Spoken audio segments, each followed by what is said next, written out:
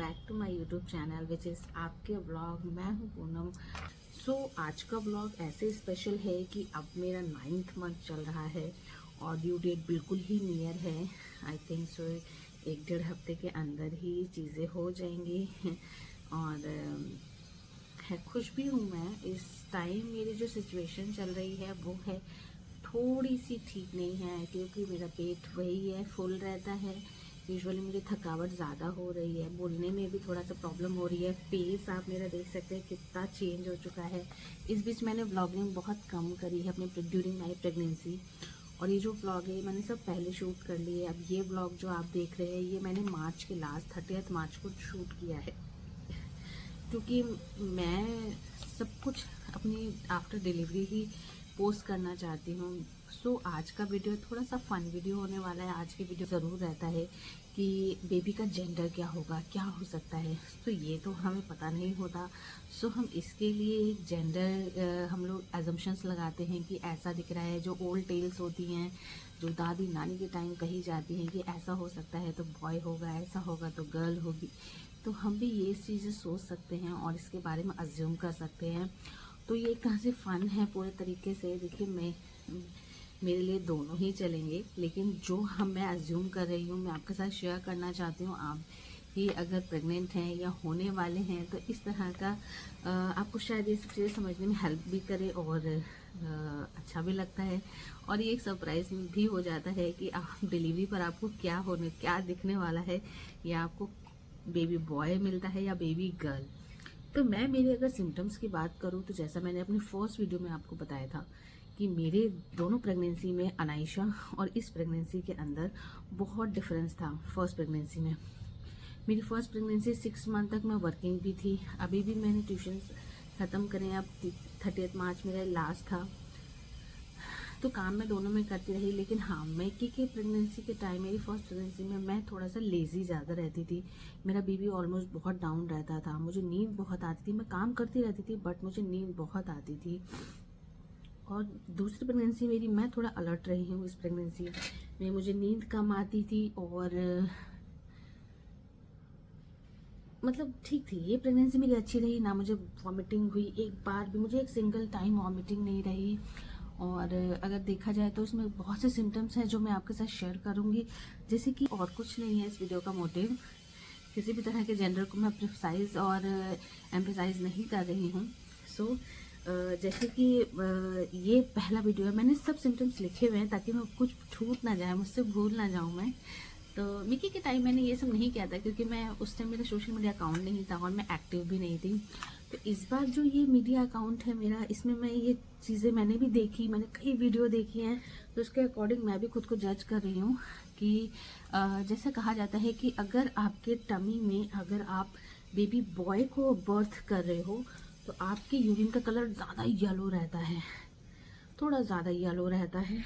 और इट्स सब, और अगर ये बेबी गर्ल है तो थोड़ा लाइट येलो रहता है।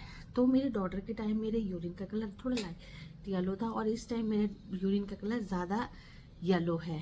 यहाँ ये 1 पॉइंट बेबी बॉय को जाता है और गर्ल को अभी कोई पॉइंट नहीं जाता, ठीक है। दूसरा सिम्टम्स अगर हम देखें फूड क्रेविंग्स की, कहा जाता है कि जब मम्मा का मन बहुत मीठा मीठा खाने का करता है, बहुत मीठा खाने का करे तो इट्स अ बेबी गर्ल, और बहुत सॉल्टी खाने का मन करे तो इट्स अ बेबी बॉय। तो मेरी प्रेगनेंसी में ऐसा कुछ बहुत ज़्यादा मीठा खाने का मन नहीं करता था। मिकी के टाइम मैं मीठा खाती थी, मीठा इन द सेंस मुझे आइसक्रीम बहुत पसंद आती थी, मैं बहुत आइसक्रीम खाती थी। मतलब मैं अगर 4 चक्कर राउंड लगा रही हूँ नीचे जाकर पार्क में और एक्सरसाइज करी तो पर मैं एक आइसक्रीम ज़रूर खाती थी। और उस टाइम मुझे हल्का शुगर भी मेरा इंक्रीज हो गया था। इस प्रेगनेंसी में मैंने शुगर कम ही रखा शुरू से ही। और दूसरा, ऐसा नहीं है कि अगर हम ये जानते हैं तो कई लोग शुगर कम भी खाते, लेकिन मैं मीठा खा लेती हूँ बट ऐसा नहीं मुझे उसकी बहुत क्रेविंग हो रही है, लेकिन मुझे चटपटा खाने का भी ज़्यादा मन करता है। तो ये पॉइंट भी मैं बेबी बॉय की तरफ दूंगी। यहाँ 2 पॉइंट हो गए बेबी बॉय की तरफ। नेक्स्ट आता है हेयर्स। कहा जाता है कि जब आपके बेबी गर्ल होगी तो आपके हेयर्स बहुत सिल्की शाइनी हो जाते हैं और अच्छे हो जाएंगे, उनका टेक्सचर अच्छा हो जाता है। लेकिन आप जैसा कि मेरे इन बालों देख रहे हैं कि मिक्की के टाइम मेरे बालों का टेक्सचर बहुत अच्छा हो गया था, बहुत स्ट्रॉन्ग हो गए थे। सो और इस टाइम भी मेरे बाल, क्योंकि प्रोटीन आपका चलता है, लेकिन इस बार मेरे बाल बहुत ज़्यादा अच्छे नहीं हुए हैं, बहुत ज़्यादा लंबे भी नहीं हुए, बहुत स्ट्रॉन्ग भी नहीं हुए। ये शायद मेरी भी लापरवाही होगी इस बार, क्योंकि मैंने बहुत ज़्यादा अपने बालों और अपने खान पान पे बहुत अच्छे से ध्यान नहीं दिया, जबकि मुझे देना चाहिए था। सो इसमें मैं कोई भी पॉइंट दोनों में से किसी को नहीं दूंगी, क्योंकि इस बारे में मैं कंफर्म नहीं, क्योंकि अभी मेरे बाल थोड़े बहुत ठीक होना शुरू हुए हैं, मतलब इन द सेंस कि टूटना रुक गए हैं। लेकिन ठीक है, तो ये पॉइंट जो है मेरे बाल अच्छे नहीं हुए, ये भी पॉइंट जा रहा है अगर देखा जाए तो बेबी बॉय की तरफ। और अगर देखी जाए तो बेली देख कर दादी नानी या कोई भी आपकी बेली देख के बताता है कि अगर आपकी बेली ऊपर की तरफ है और गोल है, पूरी बॉल बॉल की तरफ, मतलब साइडों से भी उसमें फैट आपको दिख रहा है, मोटापा, तो वो पूरी गोल दिखाई दे रही है, तो इसका मतलब इट्स अ बेबी गर्ल। तो ऐसी बेली मेरी डॉटर के टाइम पर थी। हो सकेगा तो मैं, अगर मुझे फ़ोटो मिलता है तो मैं फ़ोटो ज़रूर शेयर कर दूँगी, अटैच कर दूँगी। और अभी जो मेरी बेली का है, वो बेली मेरी डाउन साइड पर है, नीचे की तरफ, और साइडों से नहीं है, बिल्कुल बीच में है, बिल्कुल पॉइंटेड है, जैसा कहा जाता है। तो बेबी बॉय अगर होता है तो पॉइंटेड बेली का सिम्टम कहा जाता है कि बेली एकदम पॉइंटेड होगी, और मेरी बेली भी बिल्कुल पॉइंटेड है। तो ये पॉइंट भी जाएगा बेबी बॉय की तरफ। सो यहाँ हो गए हैं यहाँ पर प्लेसेंटा पोजीशन पर। तो ऐसा कहा जाता है, मैं देखिए इसमें बिलीव नहीं करती हूँ प्लेसेंटा पोजीशन, क्योंकि कई लोगों में अलग अलग आती है। तो प्लेसेंटा पोजीशन होती है एक एंटीरियर एक पोस्टीरियर। तो कहा जाता है अगर आपकी प्लेसेंटा पोजीशन पोस्टीरियर है तो इट्स अ बेबी बॉय, और अगर प्लेसेंटा पोजीशन आपकी एंटीरियर है तो इट्स अ बेबी गर्ल। तो मेरी शुरू से अभी तक मेरी प्लेसेंटा की पोजीशन एंटीरियर ही रही है। सो देखते हैं क्या होता है। तो अगर ये इस सिम्टम्स के ऊपर जाया जाए तो मेरी प्लेसेंटा पोजीशन एंटीरियर है। सो एक पॉइंट यहाँ गर्ल के लिए जाएगा। तो यहाँ हो गए 4 पॉइंट बॉय के लिए, और पहला एक पॉइंट मिला है बेबी गर्ल। बॉडी एक्टिवनेस की तरफ तो कहते हैं कि जब बेबी गर्ल होती है तो मदर जो होती है बहुत ज़्यादा लेजी फील करती है, बहुत ज़्यादा उनको थकावट का एहसास होता है, फीलिंग होती है।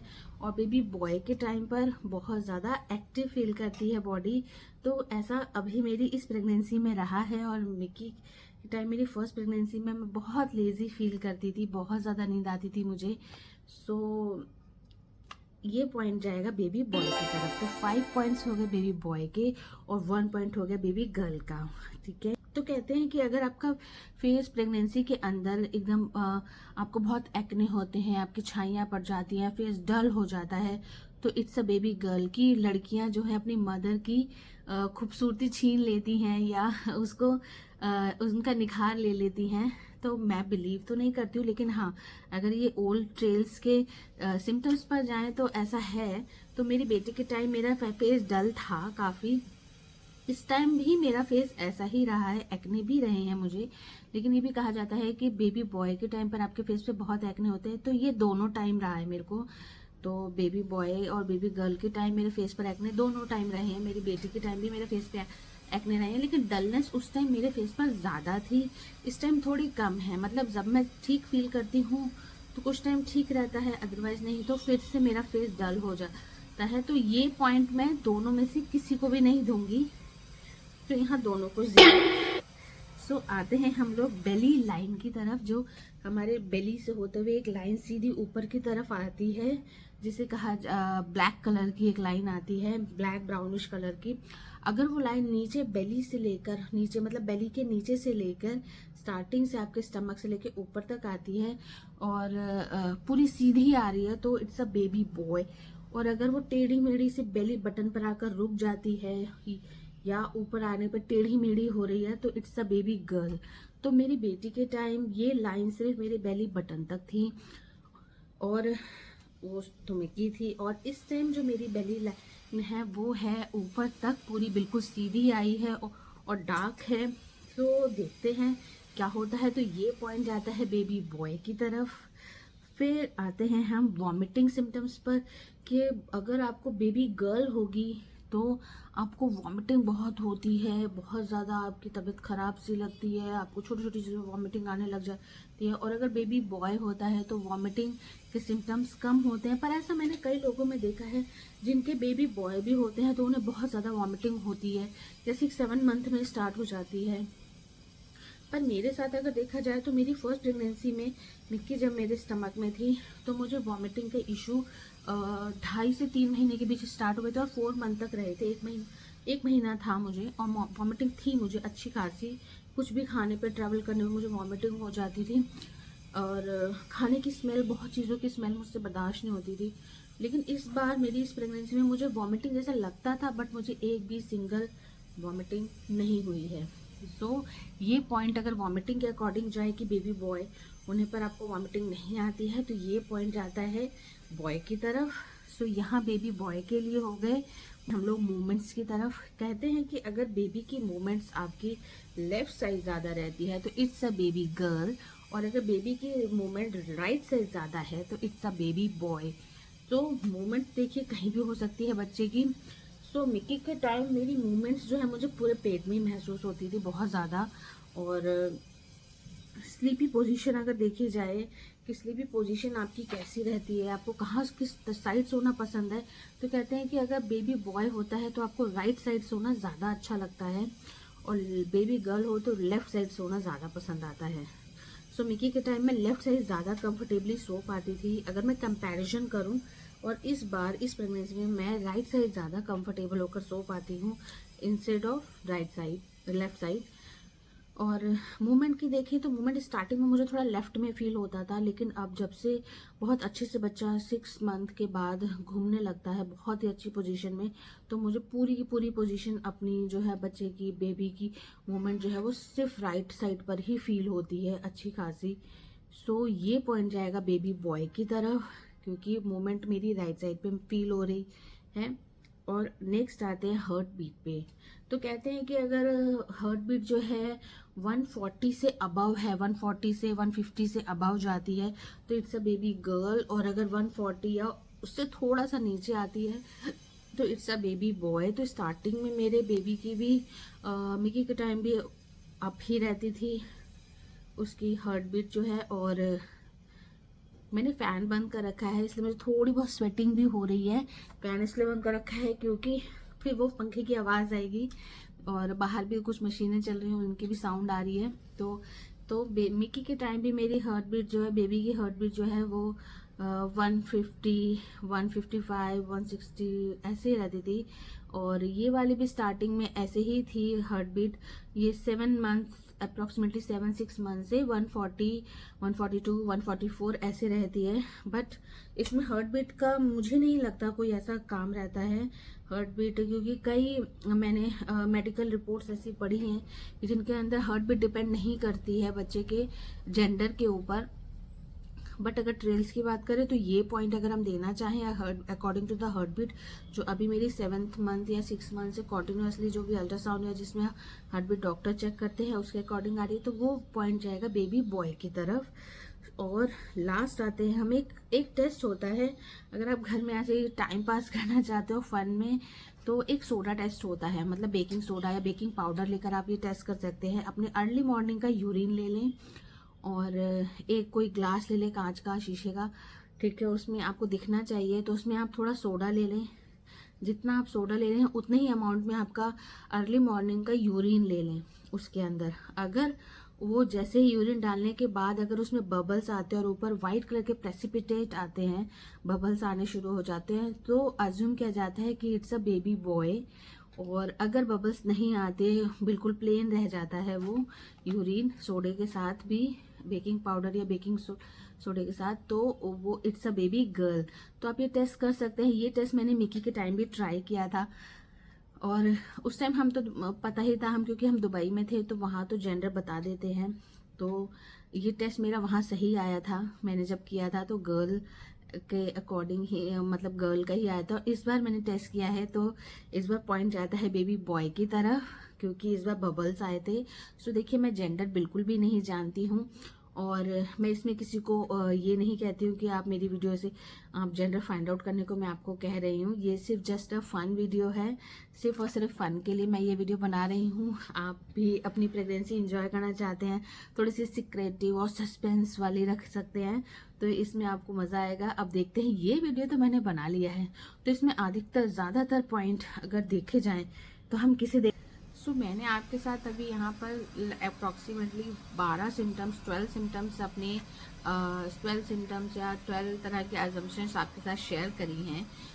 इसमें से अगर हम अकॉर्डिंग टू हम लोग स्कोरिंग करें तो यहाँ पर स्कोर जाता है, जिसमें मैंने एक में तो स्कोर दिया ही नहीं फेस पिंपल्स के लिए, क्योंकि मेरा फेस इस प्रेगनेंसी में भी पिंपल के साथ रहा ही है। और कॉज देखते हैं कि अब आफ्टर बर्थ हम देखेंगे कि बेबी का जेंडर क्या है, वो वीडियो मैं बहुत जल्दी आपके साथ शेयर करूंगी जैसे ही मैं थोड़ी फिट फाइन हो जाऊंगी।